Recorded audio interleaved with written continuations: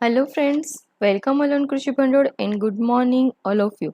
તો ફ્રેન્ડ્સ, આજનો આપણો જે લેક્ચર છે કે જેમાં આપણે નેમરાજ સુંદરા જે બુક છે કે જેનું આપણે કન્ટિન્યુ કરીશું. તો આજનો આપણો જે લેક્ચર છે કે જેમાં આપણે વાત કરીશું હિસ્ટોરિકલ ઇવેન્ટ, એટલે કે ઐતિહાસિક ઘટનાઓ કે જે આપણા પોઈન્ટ ઓફ વ્યૂ એક્ઝામમાં ક્યાંક ને ક્યાંક ક્વેશ્ચન પૂછાઈ શકે, એ જે ઇમ્પોર્ટન્ટ છે કે જેની આપણે વાત કરીશું. તો ફ્રેન્ડ્સ, આજના લેક્ચરની આપણે શરૂઆત કરીએ એની પહેલાં જે પણ આપણી ચેનલમાં નવા જોડાયેલા છે, તો જો એ લોકોને ટેલિગ્રામ ચેનલમાં જોડાવવું હોય તો એ માટેની જે લિંક છે કે જે આપણને ડિસ્ક્રિપ્શન બોક્સમાં જોવા મળે છે, તો એ લિંકનો યુઝ કરીને આપણી ચેનલમાં જોડાઈ શકે છે.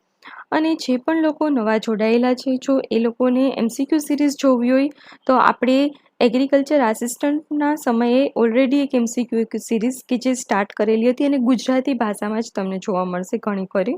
તો તમે એનો તમારે અત્યારે ટેમ્પરરી એક ઓપ્શન તરીકે તમે સ્ટાર્ટ કરી શકો. આપણે નવી MCQ સિરીઝ છે કે જે ખૂબ જ ટૂંક સમયમાં આપણે શરૂ કરવા માટે જઈ રહ્યા છીએ, પણ ત્યાં સુધી તમે આપણા MCQ સિરીઝનો એક સબસ્ટિટ્યૂટ તરીકે આપણે અત્યારે યુઝ કરી શકીએ છીએ.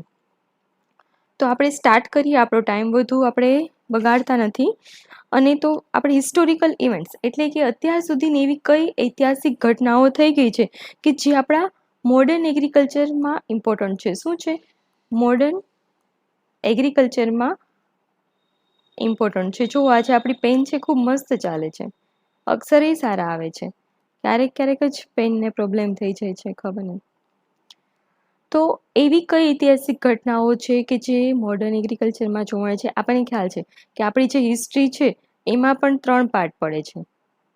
એક શું હોય? પ્રાચીન ઇતિહાસ હોય, ત્યારબાદ મધ્યકાલીન, અને ત્રીજું આધુનિક ઇતિહાસ હોય છે. તો સેમ એવી જ રીતે આપણી એગ્રીકલ્ચર જે આપણું ફિલ્ડ છે કે જેમાં પણ આપણે 3 અલગ અલગ જોવા મળે જ છે પાર્ટ, પણ આપણે એ 3 પાર્ટને કન્સિડર કરતા નથી. આપણે આગળની જે ઇવેન્ટ જોઈ છે એ બધું મોડર્ન એગ્રીકલ્ચર છે એના પહેલાંનું જે એરા છે એમાં આપણે જોઈ લીધું છે. એટલે અહીંયા કોઈ આપણે ટાઈમ બાઉન્ડ્રી નથી, એટલે આપણે એના ઉપર ફોકસ નહીં કરતા. પણ જે મોડર્ન એગ્રીકલ્ચરમાં જે એરા જે છે, જે ઘટનાઓ છે ઇમ્પોર્ટન્ટ કે જેની આપણે વાત કરીશું, તો સૌપ્રથમ જો આપણે વાત કરીએ તો 1875નો સમયગાળો હતો કે જે સમયગાળામાં 1875માં ઇન્ડિયન મિટ્રોલોજીકલ ડિપાર્ટમેન્ટ કે જે IMD તરીકે ઓળખીએ છીએ. શું છે? ઇન્ડિયન મિટ્રોલોજીકલ ડિપાર્ટમેન્ટ, કે જેને આપણે ગુજરાતીમાં કહીએ છીએ ભારતીય હવામાન શાસ્ત્રનો વિભાગ, કે જે ક્યાં આપણને જોવા મળે છે? પુણે ખાતે જોવા મળે છે. શું છે? ઇન્ડિયન મિટ્રોલોજીકલ ડિપાર્ટમેન્ટ, ભારતીય હવામાન શાસ્ત્રનો વિભાગ, કે જે પુણે ખાતે આવેલું છે. તો આપણને એક્ઝામમાં એવો ક્વેશ્ચન પૂછે કે ભારતીય હવામાન શાસ્ત્રનું મુખ્યાલય ક્યાં આવેલું છે? તો શું આપણો આન્સર આવે? પુણે. એનું હેડક્વાર્ટર છે કે જે પુણેમાં આપણને જોવા મળે છે. ત્યારબાદ જો આપણે વાત કરીએ કે સેકન્ડ, આપણને એવો પણ ક્વેશ્ચન પૂછાઈ શકે કે 1906 આ જે ટાઈમ પીરિયડ છે ને એ ઇમ્પોર્ટન્ટ એટલો નથી, પણ આ તો આપણે કરેલું હોય તો ક્યારેક કંઈ ક્વેશ્ચન પૂછી શકે તો આપણને ઇઝીલી ટેકલ કરી શકીએ. એ હેતુથી અત્યારે હું તમને કરાવું છું. તો એમાં શું છે? તો કે એસ્ટાબ્લિશ થયેલું હતું ફોરેન રિસર્ચ ઇન્સ્ટિટ્યૂટ, કે જેને આપણે FRI તરીકે ઓળખીએ છીએ. શું છે? FRI, કે જે ક્યાં આવેલું છે? તો કે આ જે FRI છે કે જે દેહરાદૂનમાં આવેલું છે. ક્યાં આવેલું છે? દેહરાદૂનમાં, કે જે શું આપણે કહીએ છીએ? Forest research institute. શું છે? Forest research institute.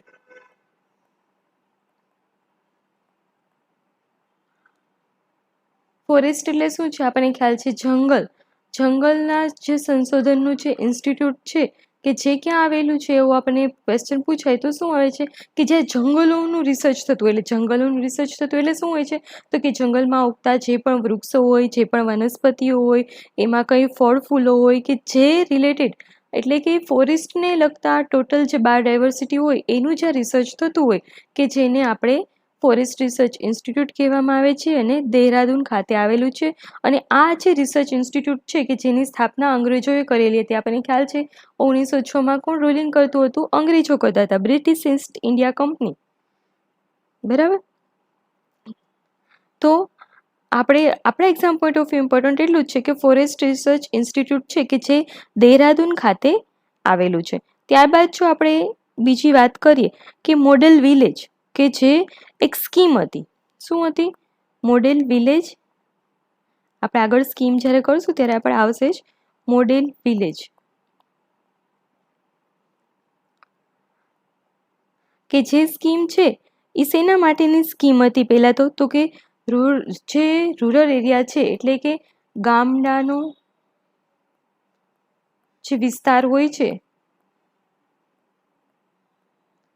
કે જે એના પર સુધારો કરવો અથવા સુધારણા કરવી અથવા તો વિકાસ કરવો, આ મોડેલ વિલેજનો મેઇન હેતુ હતો. અને આ મોડેલ વિલેજ જે છે કે જે ગામડાઓનો વિકાસ કરવાનો, એની શરૂઆત કોણે કરેલી છે? તો કે ડેનિયલ હેમિલ્ટન. કોને કરેલી છે?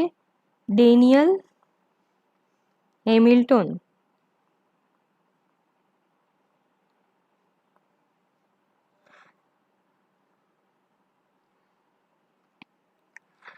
તો આ આપણું છે કે જે એક્ઝામમાં આ ત્રણેય ક્વેશ્ચન છે કે જે પીવાયક્યુઝમાં તમને જોવા મળશે.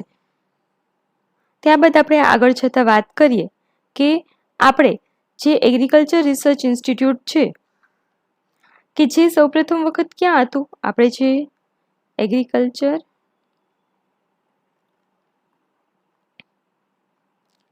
રિસર્ચ ઇન્સ્ટિટ્યૂટ આપણે શોર્ટમાં લખીએ કે જે આપણે ઇન્ડિયન એગ્રીકલ્ચર રિસર્ચ ઇન્સ્ટિટ્યૂટ એવું પણ કહે છે. તો સૌપ્રથમ વખત એ ક્યાં હતું?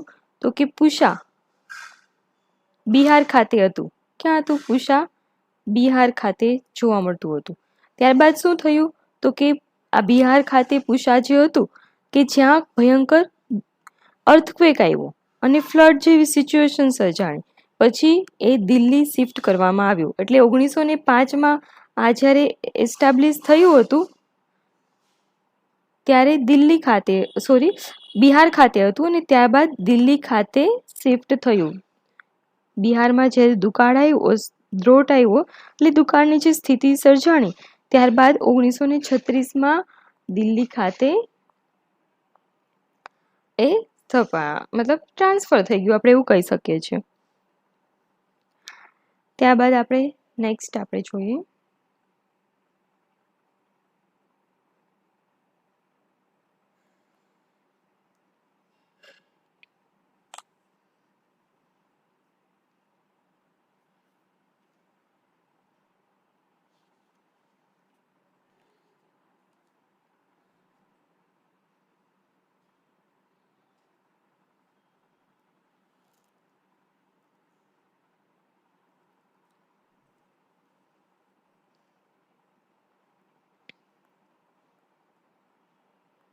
IRI છે કે જે 1905માં પૂસા, બિહાર ખાતે હતું.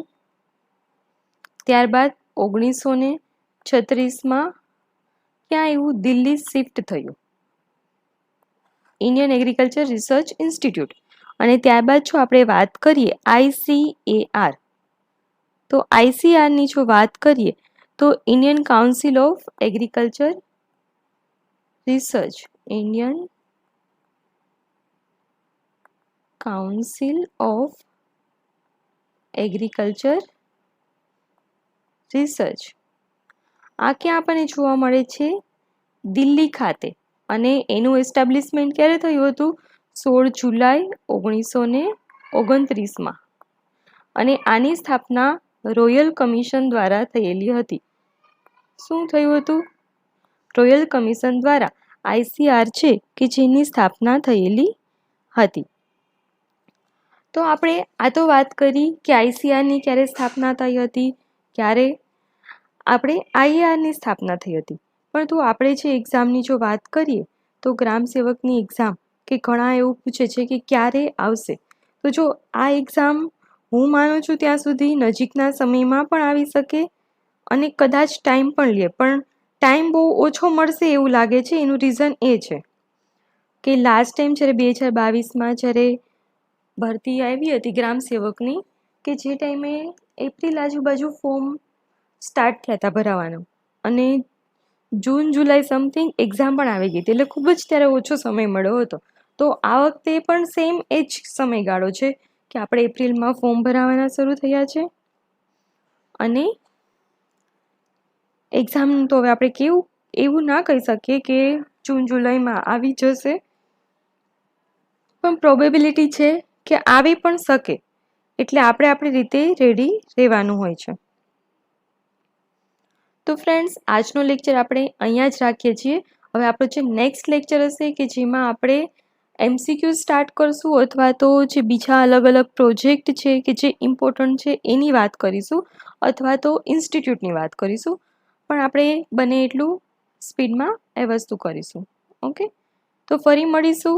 ત્યાં સુધી તમે આપણી ચેનલ કૃષિ ભંડોળ છે એની લાઈક કરો, શેર કરો અને સબસ્ક્રાઈબ કરો. અને હા, હજી એક વાત હું તમને જણાવું કે મેં ઓલરેડી આપણી જે ટેલિગ્રામ ચેનલ છે કે જેમાં તમારા માટે એક ક્વેરીઝ, એક પોલ ક્રિએટ કરેલો છે કે શું તમે લોકો ટેસ્ટ સિરીઝ જે છે એનું તમે વિચારી રહ્યા છો? તમને એવું લાગે છે કે આપણે કૃષિ ભંડોળ તરફથી ટેસ્ટ સિરીઝ શરૂ થવી જોઈએ, અથવા તમે ટેસ્ટ સિરીઝ આપવા માગો છો? તો જો તમારો જે પણ રિસ્પોન્સ હોય એમાં તમે જરૂરથી વોટ કરજો, કે જેથી આઈડિયા આવે મને કે શું મારે આગળ એક્શન લેવા જોઈએ. કેમ કે જો તમારે ટેસ્ટ સિરીઝનું કહેશો તો at that time instantly possible નહીં બને, એટલે અગાઉથી મારે પ્રી પ્લાનિંગ કરવાની હોય, પેપર કાઢવાના હોય, એટલે તમે તમારો જે પણ હોય એ વોટિંગ એમાં કરી આપજો. અને જે લોકો આપણે ટેલિગ્રામ ચેનલમાં ના જોડાયેલા હોય એ લોકો જોડાઈ જજો, કે જેથી આવું કંઈ પણ ઇમ્પોર્ટન્ટ આપણું જે ડિસ્કશન થતું હોય અથવા તો કંઈ ઇન્ફોર્મેશન હોય કે જે ઇઝીલી તમારા સુધી જલ્દીથી પહોંચી શકે એટલા માટે. તો ફરી મળીશું નવા વિડીયોઝમાં. ત્યાં સુધી થેન્ક યુ.